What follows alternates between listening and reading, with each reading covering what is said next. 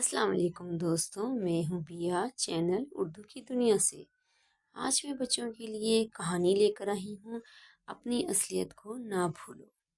کسی پہاڑ کی چوٹی پر ایک عقاب رہتا تھا۔ پہاڑ کے نیچے درخت پر ایک کوے کا گھونسلہ تھا۔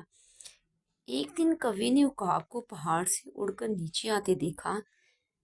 عقاب نیچے اتر کر ایک بھیڑ کے بچے پر جھپٹا اور اسے پنجوں میں دبا کر اڑ گیا۔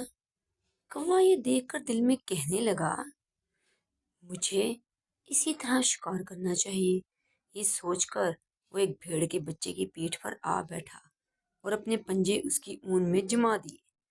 اس نے بہت زور لگایا مگر بھیڑ کے بچے کو لے کر اڑ نہ سکا۔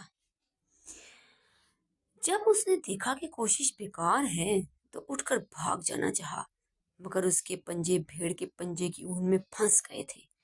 وہ کسی طرح نہ چھٹے۔ اب تو کوا بہت گھبرایا اور پھڑپھڑانے لگا۔ اتنے میں گڈریا آ گیا اور اس نے کوے کو پکڑ لیا۔ شام کو گڈریا گھر لوٹا تو بچوں کے کھیلنے کے لیے کوے کو ساتھ لے گیا۔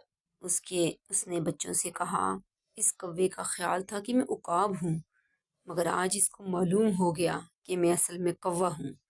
کسی نے سچ کہا ہے کہ اپنی اصلیت کو نہ پہچاننا اور دوسروں کی نقل کرنا آدمی کو خراب کرتا ہے۔